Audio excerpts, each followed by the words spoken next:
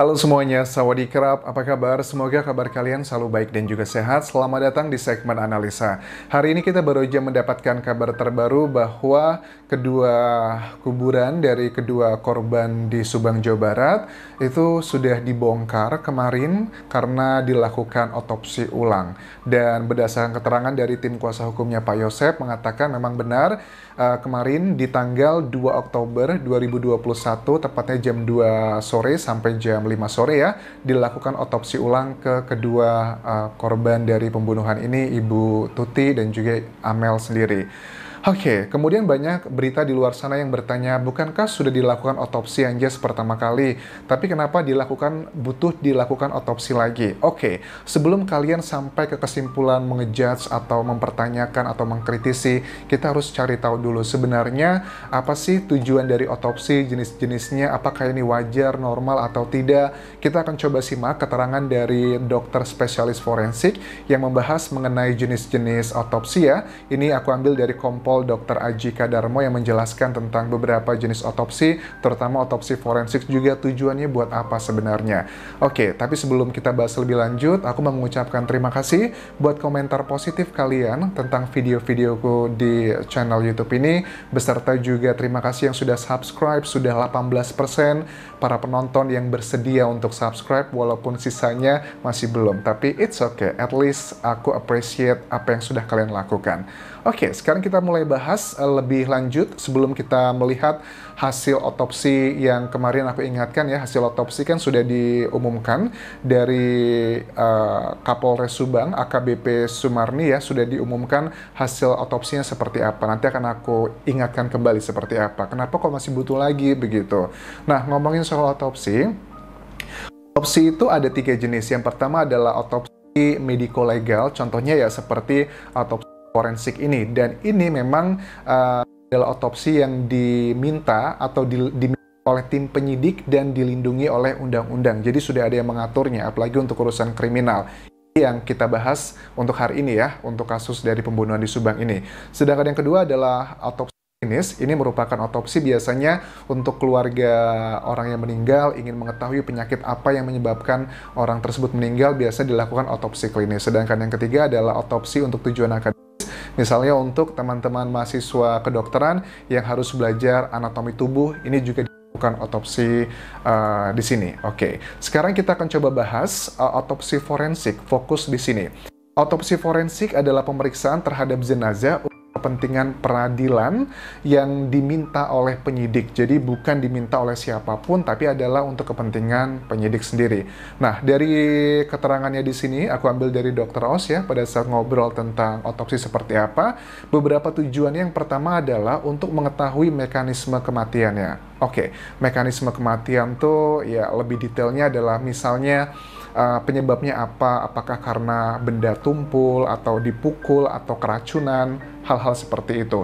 Sedangkan yang kedua adalah untuk mengetahui penyebab kematiannya, dan ketiga adalah untuk memperkirakan waktu kematian, dan yang keempat adalah untuk mengetahui hal-hal yang terkait lah mengenai kematian dari si korban sendiri. Nah, kalau mengetahui hal-hal tersebut bukannya sudah diketahui Anjas dari hasil otopsi yang pertama kali. Memang benar, kalau kita analisa kan ya, aku coba bacakan dulu beberapa beritanya.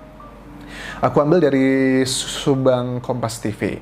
Jadi ini adalah beberapa berita quote diantaranya. Polisi menemukan petunjuk baru terkait kasus pembunuhan ibu dan anak, dan berdasarkan hasil otopsi, Tuti dan Amalia mengalami patah tulang di bagian tengkorak dan memar. Jadi dari kedua korban sama-sama memiliki persamaan, yaitu ada tulang tengkoraknya itu memar dan ada yang patah di situ. Kemudian hasil berikutnya juga memang ini adalah diduga dari pukulan benda tumpul, yang diduga ini adalah berupa papan penggilasan cucian yang ditemukan memang ada bercak darah di papan penggilasan tersebut. Nah, kemudian juga hasil otopsi menunjukkan ada luka bibir, luka robek ya di bagian bibirnya almarhumah Ibu Tuti, dan dari Kapolres Subang sendiri menduga bahwa almarhumah Tuti sepertinya tidak melakukan perlawanan pada saat terjadinya pembunuhan tersebut. Nah, sepertinya pada saat korban dibukul, Ibu Tuti itu sedang tertidur karena tidak ada perlawanan dari korban. Ini menurut Kapolresnya. Kemudian kalau untuk Amalia sendiri ditemukan bekas pukulan di tubuh.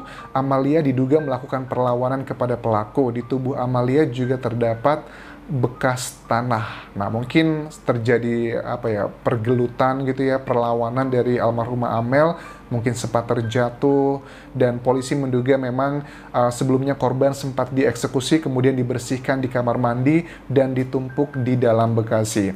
Ada beberapa keterangan dari ahli forensik ya dan juga psikolog yang menyatakan ini bukan tipikal pembunuhan yang biasa gitu, mungkin sadistik lah, orang-orang yang sadis, pembunuhan yang mungkin psikopat dan sejenisnya. Kayaknya bukan seperti itu. Karena apa? Kalau orang-orang psikopat pada saat mereka melakukan aksi pembunuhannya, mereka tuh biasanya suka meninggalkan bekas gitu, misalnya di sayat atau tanda-tanda di tubuh korban. Itu adalah kebiasaan dari orang-orang psikopat. Tapi ini lebih diduga karena orang ini lebih ke dendam dan tapi masih memiliki rasa kasih sayang begitu. Makanya nggak tega. Menurut beberapa pakar psikolog di sini mengatakan si pembunuh ini diduga mereka tidak tega melihat tubuh korban itu penuh dengan darah, kemudian dibersihkan biar ya paling tidak ada rasa tidak bersalah. Begitulah untuk bagian itu, walaupun pasti ini adalah sebuah aktivitas yang sangat-sangat bersalah dan juga sadis ya. Kemudian ada beberapa hal yang terungkap juga karena salah satu tujuan forensik otopsi kan mengetahui jam kematiannya. Nah, dari Kapolres Subang di sini AKBP Sumarni mengatakan Tuti itu lebih dulu dibunuh oleh pelaku dan hasil otopsi menunjukkan bahwa Amalia itu sang putri ya meninggal sekitar jam 5 pagi. Jadi perbedaan antara almarhumah Ibu Tuti dan juga almarhumah Amel itu memiliki rentan waktu meninggalnya antara 4-5 jam. Dan diduga besar bahwa Amel meninggal jam 5 pagi, artinya mungkin Ibu Tuti dibunuhnya itu antara jam 12 atau jam 1 malam. Mulai jam 11-an malam sampai jam 1 pagi ya.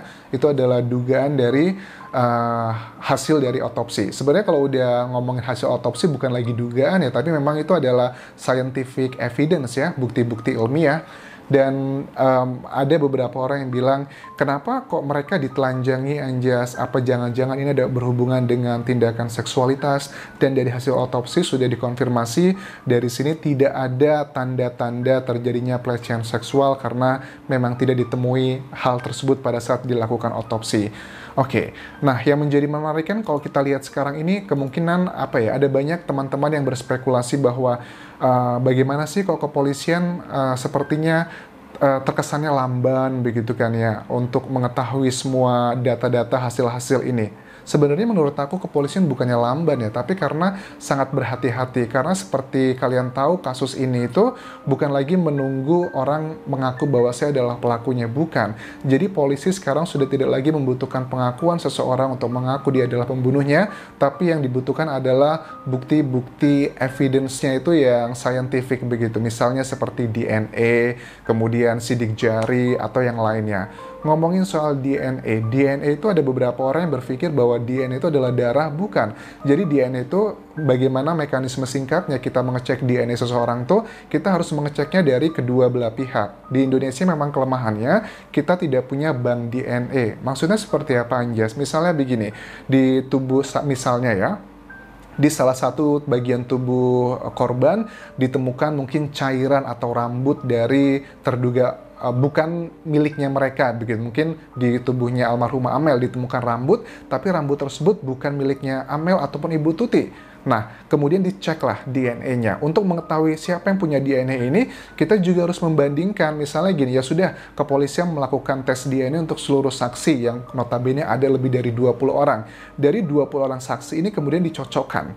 Oh, DNA ini nggak cocok kok. Nah, kemungkinan juga kalau kalau polisi sudah mengecek DNA dari benda-benda asing, misalnya benda-benda asing ini bagian tubuh manusia yang asing gitu kan ya, bukan milik mereka, mungkin kepolisian sudah tahu tapi tidak bisa mendapatkan DNA dari orang yang lainnya lagi begitu. Karena kalau di luar negeri, terutama di negara-negara maju, setiap orang itu sudah memiliki DNA kayak bank DNA. Misalnya begini, terjadi kayak kasus pembunuhan ya di luar negeri, ada beberapa orang yang kalian tahu juga, kenapa kok bisa cepat sekali ketahuan gitu. Misalnya ada salah satu pembunuhan kasus pemerkosaan ya, di tes DNA, diambil salah satu cairan yang tertinggal di tubuh korban, dites DNA-nya, dan dari tes DNA tersebut muncul hasilnya dan kemudian di-match-kan di sistemnya, langsung ketemu, oh ini dia orangnya yang punya DNA ini.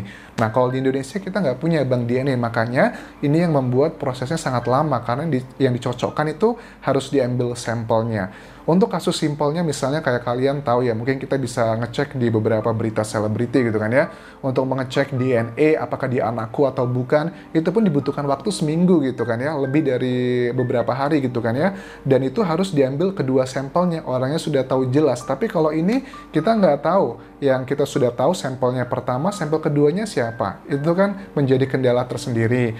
Dan untuk juga masalah sidik jari, tim Inavis aku juga sekarang yakin mereka sangat bekerja keras. Kenapa? Membutuhkan waktu juga cukup lama, karena dari tim Inavis pada saat kalian lihat ya, aku lihat di beberapa media massa kan ya, pada saat di lokasi kejadian tuh banyak kan warga, kalau di Indonesia itu kan tipikalnya pada saat ada kejadian apapun lah, kriminal, kecelakaan, itu kan banyak yang mengerubung, banyak yang masuk gitu kan ya, banyak yang ingin tahu gitu. Itu udah kayak kultur gitu, kayak budaya gitu.